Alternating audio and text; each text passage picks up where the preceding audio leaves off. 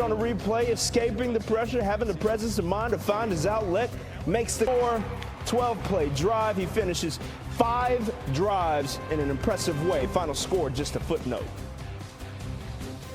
That is because Herm Edwards is back with us to discuss that Saints squad. Quite the conundrum that new head coach Kellen Moore finds himself in, trying to decide between second-round pick Tyler Shuck and a second-year signal caller in Spencer Rattler, who started 6 games for the Saints last year. What are we to make of this entire quarterback situation, given that both of these cats have received substantial reps in the preseason? Well, I think Kellen Moore, obviously, he played quarterback in the National Football League, but he also coached some good quarterbacks, Jalen Hurts, Prescott, Herbert. So, you know, he has that to look at. Now he has 2 young quarterbacks, one that has been there and one that they drafted. And I think when you look at the preseason right now, Coach Kellen Moore, who does he feel comfortable with? And I think this could be week to week, according to how the quarterback's going to see South. It'll be interesting to see who he starts, and does that guy start for the rest of the year? Yeah, it may not hold for all that long, because to your point, you might as well ride the hot hand, given how the preseason totals of completion percentage, sacks, touchdowns, all of those things are pretty much even between these two. So we'll see if that tough decision shakes out to be one that's permanent. Appreciated as always, Coach. How about them Cowboys? Brian Schottenheimer says he's going to meet with Micah Parsons about this, appearing to be sleeping on the medical table during the Falcons game Friday. Parsons, of course, has been beefing with Jerry Jones over contract negotiations, hasn't played this preseason. Today on Twitter, Parsons voiced approval for a post stating he was only on the table briefly, adding, "I'd never disrespect." Last look at their quarterbacks before the regular season. Joe Flacco was already named starter and looked good in his tune-up, completing 9 of 10. Dylan Gabriel impresses well, throwing for 129 yards and a tub. But Shedeur Sanders struggled, completing just 3 passes and taking 5 sacks. So a lot going on. Let's see if Daniel Oyefusi can help us sort it all out. The Browns put a bow on the preseason on Saturday, and now all attention turns to Tuesday's roster cut-down deadline. During the game, GM Andrew Berry said that keeping all 4 quarterbacks, Joe Flacco, Kenny Pickett, Dylan Gabriel, and Shedeur Sanders, is, quote, not much of a decision for us. The Browns have already named Flacco the starter for Week 1, but when asked about naming a backup, Coach Kevin Stefanski said he's just not there yet. Pickett would give the team an experienced number 2, but owner Jimmy Haslam has already said it's important to evaluate Gabriel and Sanders ahead of the 2026 draft, when the Browns have 2 first-round picks. For now, the Browns will move forward with their present in Flacco, while their potential future waits in the background. From Cleveland, Daniel Oyefusi, ESPN. So while Shedeur is busy fighting for a roster spot, Shiloh's evidently just fighting. Tampa Bay safety got ejected from their preseason tilt against the Bills Saturday after a little skirmish in the second quarter with Buffalo tight end Zach Davidson. There's the punch, and there's the flag. That wound up being a subsequent ejection after. Everybody feels like, you know, they should be on the team. You know, and if you ask anybody on the team, would they feel like they belong, you know, in their own eyes. So I feel like I do, but I'm my own player. You know, I think about myself in a high regard, of course. So it's not my decision. Yeah, I didn't know I was out. Okay. Yeah, I didn't know. I was on the bike. I was powering up. You know, I was powering up for that 2-minute drive because, you know, that's just a situation every quarterback dreams for. That's many situations I've been in before, and I thought I was in. So then he told me I wasn't in, and I was like, oh.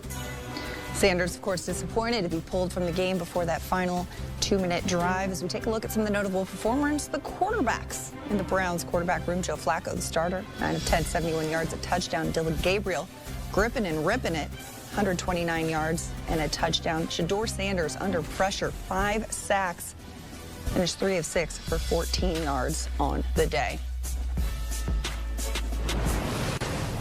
Back here with CBS Sports NFL analyst Emory Hunt. Emory, let's just say this wasn't the best performance we've seen from Shedeur Sanders. It wasn't what he was hoping for. He was sacked not once, not twice, not 3 times, not 4. It was 5 times, 5 sacks. That's a lot of time on the ground for the young quarterback. He completed just 3 of 6 passes, 14 yards, before being notably replaced by Tyler Huntley on the final drive of the game. This created a lot of post-game headlines. So what do you make, Emory, of that decision by Kevin Stefanski, who said not to read anything into it?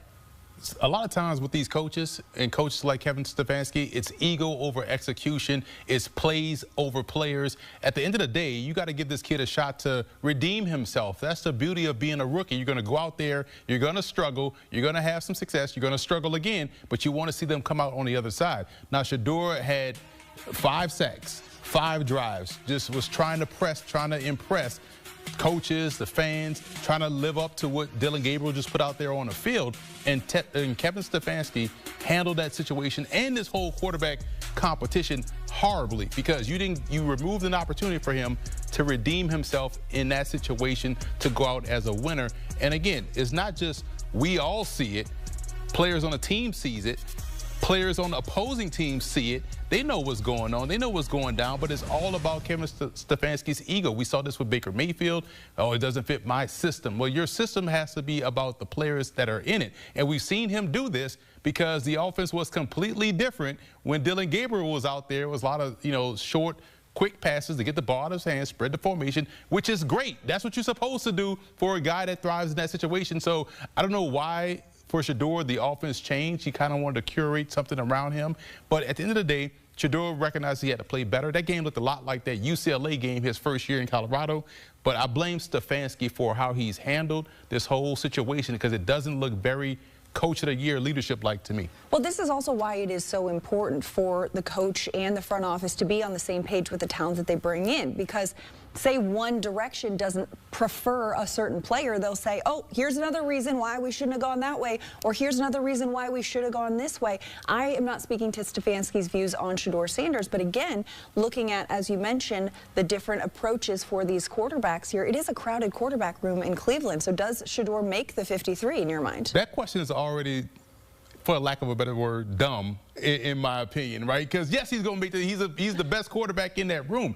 The problem is when you look at how this was set up, right? Because you have Joe Flacco, who's 40+ years old, and people talk about 2023 as if we all didn't watch how that ended in the postseason with fumbles and pick sixes, and we saw what that looked like with the Colts in 2024. Dillon Gabriel was drafted according to where his talent suggested, to be completely honest and fair. 3rd round. Looks like a high-end backup. Looks like Case Keenum out there and how efficient he is with the football. He's a point guard passer. That's great for him. Shedeur was the one that should have gone in the 1st round that went to the 5th round for reasons that doesn't involve football. And so we could dive into a whole diatribe about that. But when you look at what he does well, accuracy, the placement, situational football, which he took away from him today in the 2-minute offense. So the fact that, and Kenny Pickett's out there with